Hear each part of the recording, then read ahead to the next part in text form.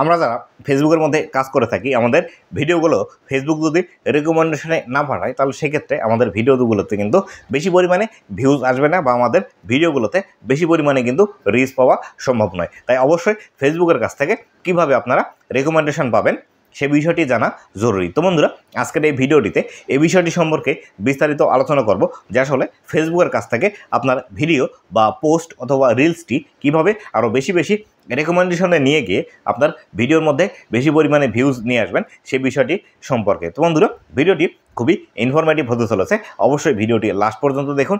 ভিডিওটি লাস্ট পর্যন্ত দেখলে আপনারা এই সম্পর্কে বিস্তারিত তথ্যগুলো জানতে পারবেন। তো বন্ধুরা, ভিডিওটি শুরু করার আগে ছোট্ট একটি রিকোয়েস্ট, চ্যানেলে নতুন হয়ে থাকলে অবশ্যই চ্যানেলটি সাবস্ক্রাইব করে দেবেন, ফেসবুক পেজ থেকে দেখলে অবশ্যই ফেসবুক পেজটি ফলো করে দিবেন, যাতে করে ভবিষ্যতে ফেসবুক রিলেটেড এমন আরও ইনফরমেটিভ কন্টেন্টগুলো আপনারা পেতে থাকেন। তো বন্ধুরা, আজকের এই ভিডিওটি দুইটি ভাগে ভাগ করেছি। সেই দুইটি ভাগের মধ্যে প্রথম যে ভাগটি হলো সেটি হলো আপনারা কোন ভুল কাজগুলো করলে ফেসবুক আপনাদেরকে রেকমেন্ডেশনে পাঠাবে না এবং কোন কাজগুলো করলে ফেসবুক আপনাদেরকে বেশি পরিমাণ রেকমেন্ডেশন দেবে, এই দুটি ভাগে কিন্তু আবার ভিডিওটি ভাগ করা আছে। আজকের এই ভিডিওর প্রথম অংশে আমি যে বিষয়টি আলোচনা করব যে কোন কাজগুলো করলে ফেসবুক আপনাদের রেকমেন্ডেশনে পাঠাবে না সেই বিষয়টি সম্পর্কে, এবং দ্বিতীয় ভাগে আলোচনা করব কোন কাজগুলো করলে বেশি বেশি ফেসবুক আপনাদেরকে রেকমেন্ডেশনে পাঠাবে।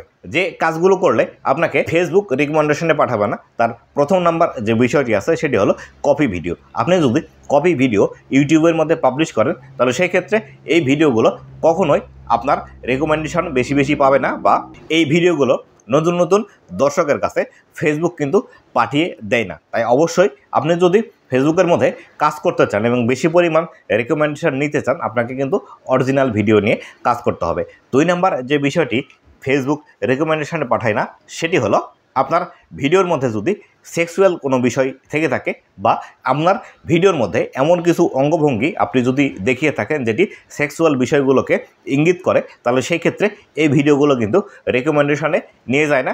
বা বিশেষ করে 18+ কন্টেন্ট যে বিষয়টি আছে সেটি যদি আপনারা বেশি বেশি আপনার এই ভিডিওর মধ্যে দেখিয়ে থাকেন বা আপনার কন্টেন্টের মধ্যে থেকে থাকে, তাহলে সেই ক্ষেত্রে এই ভিডিওগুলো কিন্তু রেকমেন্ডেশন পাওয়া যায় না। অথবা দেখা গেল আপনি এমন কিছু ভিডিও ফেসবুকের মধ্যে পাবলিশ করছেন যে ভিডিওর মধ্যে ছোট বাচ্চা নগ্ন হয়ে আছে অথবা বড় মানুষ নগ্নতা যদি আপনার ভিডিওর মধ্যে থেকে থাকে, তাহলে সেই ক্ষেত্রে এই ভিডিওগুলো কিন্তু ফেসবুকের মধ্যে কখনোই রেকমেন্ডেশনে নিয়ে যায়। তিন নাম্বার যে বিষয়টি আছে সেটি হলো ফেসবুকের যে কমিউনিটি গাইডলাইন আছে সেই কমিউনিটি গাইডলাইন ভঙ্গ করে এমন বিষয় যদি আপনি আপনার ভিডিওর মধ্যে রাখেন বা আপনার ভিডিওর মধ্যে এমন কোনো বিষয় থাকে যেটি ফেসবুকের কমিউনিটি গাইডলাইন ভঙ্গ করার মতো, সেই ভিডিওগুলোতে কিন্তু ফেসবুক তেমনভাবে রেকমেন্ডেশন দেয় না, বা এই ভিডিওগুলোতে কিন্তু আপনার তেমন একটা ভিউজ আসে না বা নতুন নতুন দর্শকের কাছে এই ভিডিওগুলো কিন্তু পৌঁছায় না।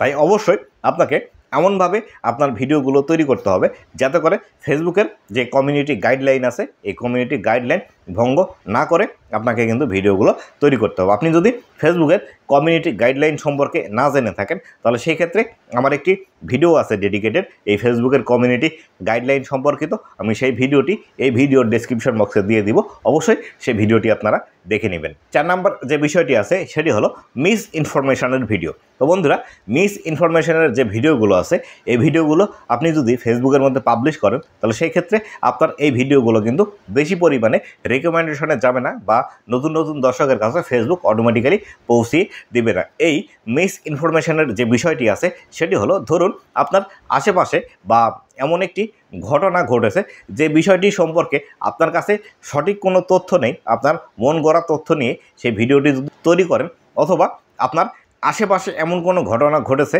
যে ঘটনার সাথে আপনি যে ভিডিওটি তৈরি করছেন এই ভিডিওর কোনো মিল নেই বা আংশিক হয়তো মিল আছে, কিন্তু আপনি সেই ঘটনাকে বাড়িয়ে চড়িয়ে এমনভাবে উপস্থাপন করছেন যাতে করে মানুষের মধ্যে বিরূপ প্রতিক্রিয়া সৃষ্টি হয়।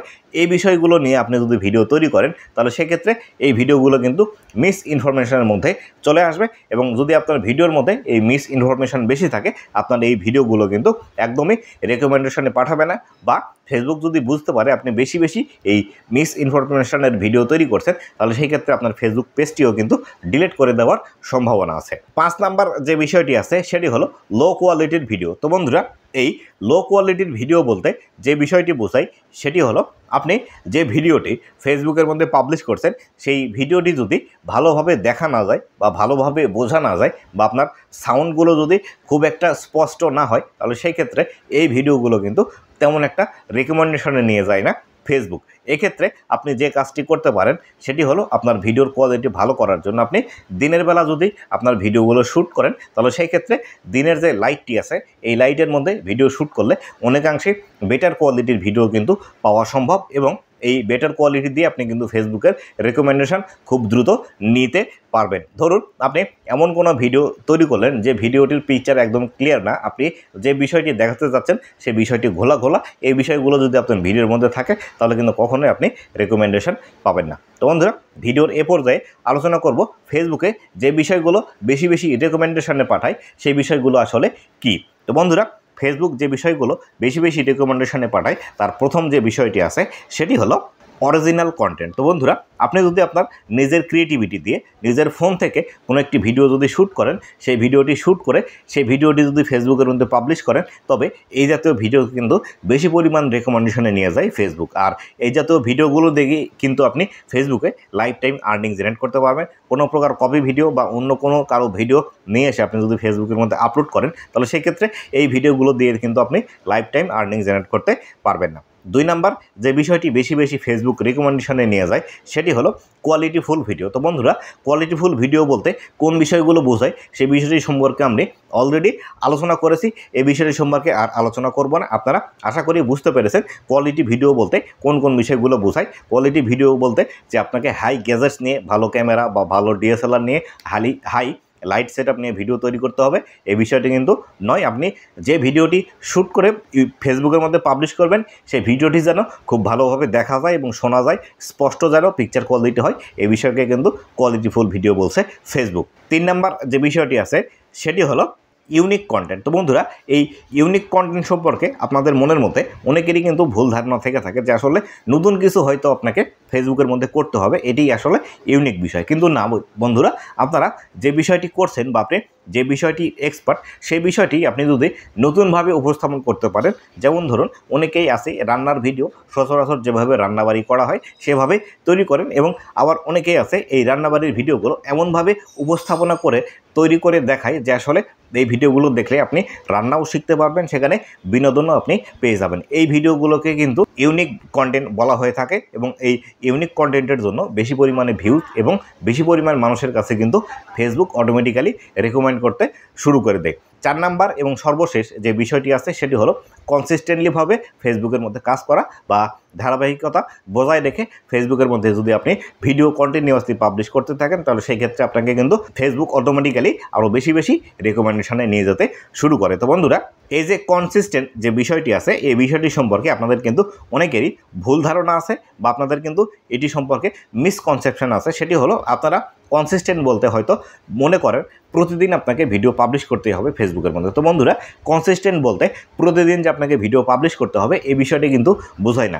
কনসিস্টেন্ট বলতে যে বিষয়টি বোঝায় সেটি হলো ধারাবাহিকতা বজায় রেখে আপনাকে অবশ্যই ফেসবুকের মধ্যে কাজ করতে হবে। এক্ষেত্রে আপনার যে বিষয়টি হতে পারে, আপনি যদি ভিডিও প্রতিদিন পাবলিশ করতে পারেন ফেসবুকের মধ্যে তাহলে সেই ক্ষেত্রে আপনি প্রতিদিন পাবলিশ করবেন, এটি আপনার ধারাবাহিকতা। অথবা যদি আপনার সেরকম সক্ষমতা না থাকে আপনি সপ্তাহে 2টি অথবা 3টি ভিডিও পাবলিশ করলেন, এটি কিন্তু আপনার ধারাবাহিকতা বজায় রেখে কাজ করতে হবে। অথবা আপনি যদি চান প্রতি সপ্তাহে একটি করে ভিডিও ফেসবুকের মধ্যে পাবলিশ করতে, সেটি কিন্তু আপনি পাবলিশ করতে পারবেন, তবে অবশ্যই সেটি ধারাবাহিকতা বজায় রেখে আপনাকে পাবলিশ করতে হবে। এই ধারাবাহিকতা বলতে যে বিষয়টি বোঝায়, ধরুন আপনি যদি প্রতি সপ্তাহে একটি করে ভিডিও ফেসবুকের মধ্যে পাবলিশ করতে চান তাহলে সেক্ষেত্রে আপনি সপ্তাহের যে দিনটিতে ভিডিও পাবলিশ করবেন ঠিক সেই দিনেই আপনাকে ভিডিও প্রতি 1 সপ্তাহ পর পর পাবলিশ করে যেতে হবে। আর অবশ্যই একটি নির্দিষ্ট টাইম মেনে আপনাকে কিন্তু এই ভিডিওগুলো পাবলিশ করতে হবে। আপনি যদি নির্দিষ্ট দিন এবং সময় মেনে প্রতি 1 সপ্তাহ পর পর ভিডিও পাবলিশ করেন তাহলে সেক্ষেত্রে এই ভিডিওগুলো থেকেও কিন্তু হিউজ পরিমাণ আর্নিং জেনারেট করা সম্ভব, এবং ফেসবুক কিন্তু এইসব ভিডিওতেও কিন্তু হিউজ পরিমাণ রেকমেন্ডেশনে নিয়ে যায় এবং নতুন নতুন দর্শকের কাছে কিন্তু পৌঁছে দেয় খুব সহজে। তাই অবশ্যই ফেসবুকের মধ্যে বেশি পরিমাণ রেকমেন্ডেশন পাওয়ার জন্য কিন্তু কনসিস্টেন্টলি বা ধারাবাহিকতা বজায় রেখেই ফেসবুকের মধ্যে কাজ করতে হবে। তো বন্ধুরা এই ছিল আজকের ভিডিওটি। কেমন অবশ্যই জানাবেন এবং ভবিষ্যতে ফেসবুক রিলেটেড আর কোন বিষয়ের ভিডিও আপনি দেখতে চান অবশ্যই সেটি কমেন্ট করে জানিয়ে দেবেন। আপনাদের কমেন্টের অপেক্ষায় রইলাম। তো বন্ধুরা, ভালো থাকবেন, সুস্থ থাকবেন, আবার দেখা হবে নতুন কোনো ভিডিওতে। ধন্যবাদ সবাইকে।